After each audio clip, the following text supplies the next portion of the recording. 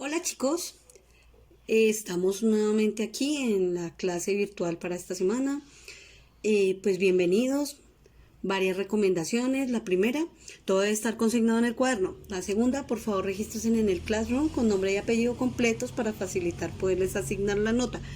Y la tercera, por favor no olviden cumplir el horario. De 7 de la mañana a 9, de 10 a 12 del día y de 1 a 3. Todas las inquietudes por el Classroom, chicos. Uno, dos, ya. Propósito.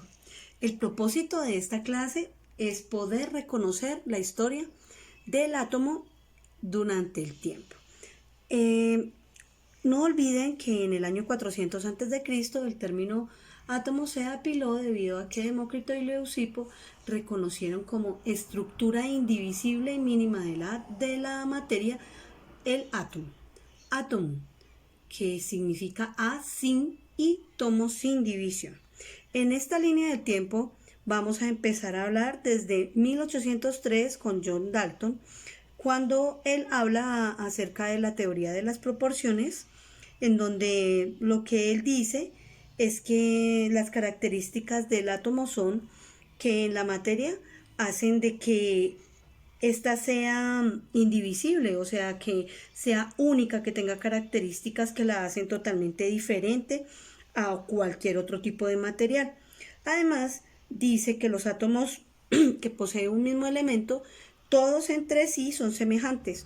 Y si nosotros pensamos, por ejemplo, en el oro, si tenemos un lingote de oro, nosotros no tenemos ese lingote con partículas de aluminio, no. El elemento puro solamente va a tener oro. Luego, para el año de 1892, hablamos del señor Joseph Thomson, J. Thomson, quien dijo que la materia se encontraba cargada. ¿Cargada de qué? De todo un contenido positivo, todo lo que vemos acá en verde, y que tenía incrustaciones negativas, que serían los electrones. A este modelo se le conoce como modelo del budín de pasas. Luego en nuestra línea de tiempo ya nos encontramos en el año de 1895, quien el señor Pernin dijo que esas partículas negativas, ¿sí? Que esas partículas que estaban ahí incrustadas en ese budín eran negativas. Para que en 1911 llegara el señor Ernest Rutherford, que históricamente yo ya les he contado que Ernest Rutherford era Sir Ernest Rutherford, era un lord inglés, y él dijo que el modelo en que debíamos observar la estructura atómica era hablar acerca de electrones girando alrededor de un núcleo que estaba cargado de forma positiva. Para la época todavía no podíamos hablar de neutrones, simplemente estábamos hablando de electrones y de neutrones. Luego, 2 años después, en 1913, el señor Niels Bohr dice que los electrones giran alrededor del átomo en niveles, en una órbita concéntrica. Acá no observamos el dibujo, pero el señor Ernest Rutherford dijo que el modelo atómico era en sí un sistema planetario, donde giraban en órbitas elípticas, mientras que el señor Bohr dijo que giraban los electrones en una órbita totalmente redonda.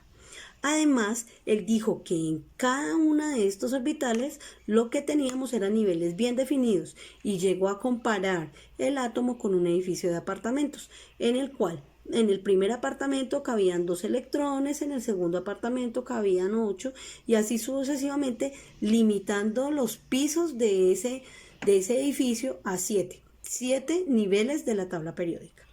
Para el año de 1913, habló del señor Sommerfeld, quien con la ayuda de todas las teorías de la relatividad, lo que dijo es que todos los átomos tienen ciertos subniveles. Estos subniveles nosotros ya los conocemos y además habló que la teoría de la relatividad de Albert Einstein, ¿sí?, tenía que ver con los números cuánticos, Entonces el número magnético principal, el número del spin, el número del orbital, y todos estos le daban al átomo ciertas características. Para el año de 1932, entonces hablamos del modelo atómico de Schrödinger, que él decía que el átomo estaba definido por el movimiento de ondas, en donde podríamos hablar en un momento dado del lugar por donde iba a cruzar un electrón o el sitio, el tiempo por el cual iba a cruzar. No podíamos hablar de ambas cosas. Ese modelo atómico, digamos que brindó las bases para la teoría de Higgs en cuanto a la concepción del origen del universo. Aquí en la tabla tenemos que el modelo actual es el de Heisenberg, ¿sí? Entonces, él lo que dice, complementando a lo que dijo Schrödinger, es que todos los electrones se mueven en ondas, ¿sí? Y que la ecuación que indica esto es la ecuación del movimiento ondulatorio.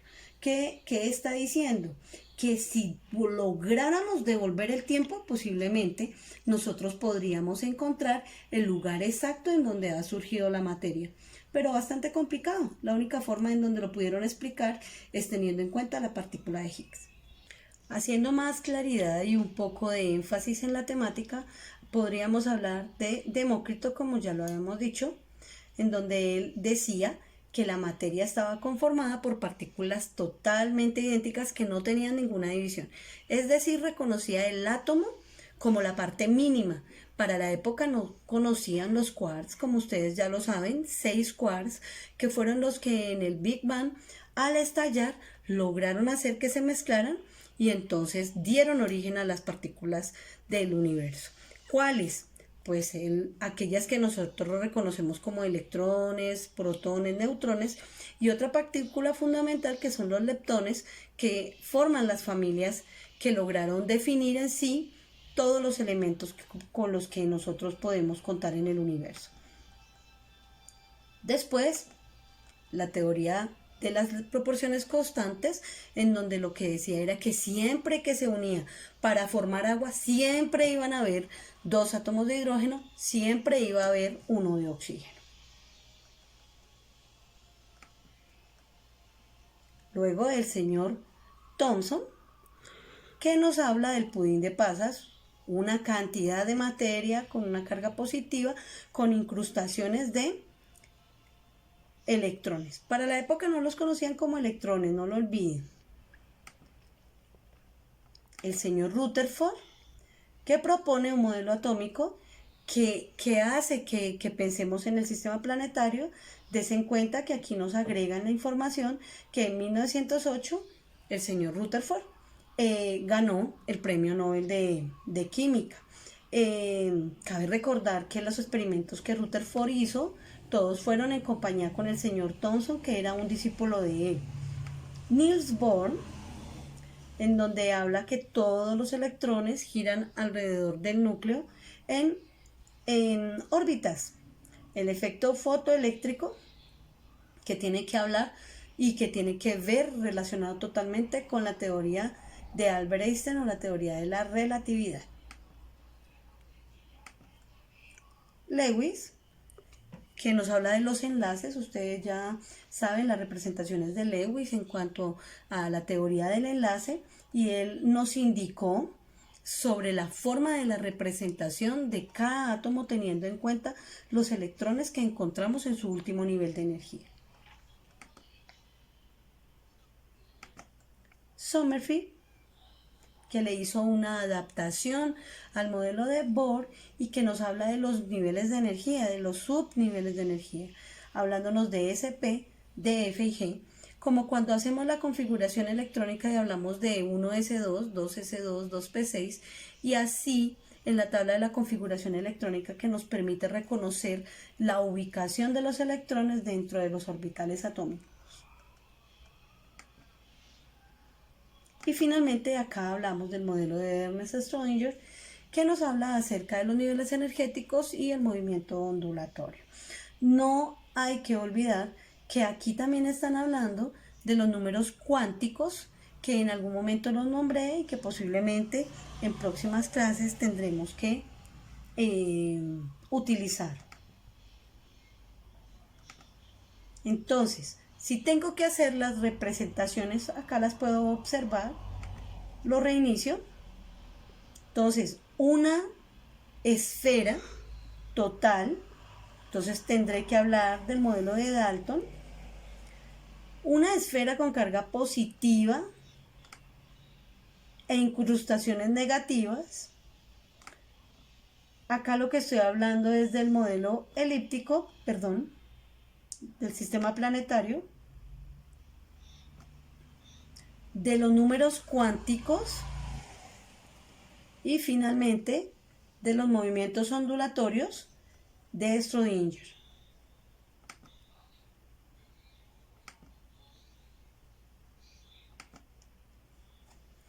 ¿Qué podemos distinguir en la configuración electrónica de un átomo?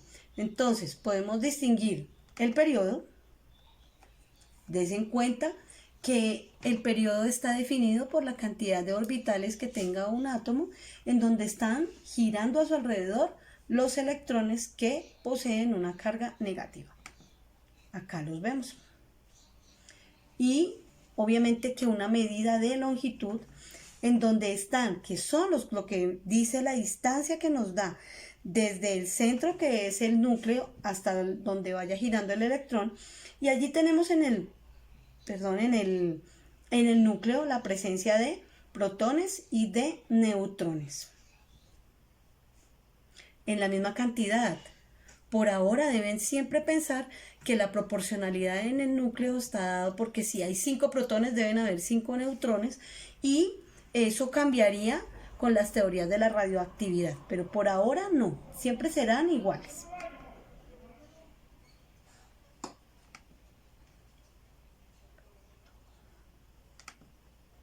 Acá tenemos un laboratorio, entonces yo se los voy mostrando así como muy rápidamente, aunque ahí tienen las imágenes. La idea es que ustedes tengan los siguientes materiales, porque pues no es para que salgan a la calle. Muchachos, esto lo tenemos en la casa. Esto de las semillas de maíz, de frijol, de alberja, ustedes las pueden divinamente sustituir por lentejas, por arroz. Bueno, eso ya va en la creatividad de cada uno. Los materiales básicos: cartón, las semillas como les comenté, tijeras y pegante. Van a cortar en estos tamaños círculos que representan los orbitales de un átomo. Medidas de 10 centímetros, 20, 30, 40 y 50 centímetros de diámetro. Luego vamos a unirlos, ¿sí? Vamos a unirlos uno sobre el otro. Y miren que aquí nos están diciendo que las semillas deben ser diferentes, pero es para poder diferenciar las partículas. ¿Cuáles? Los protones, los neutrones, bueno.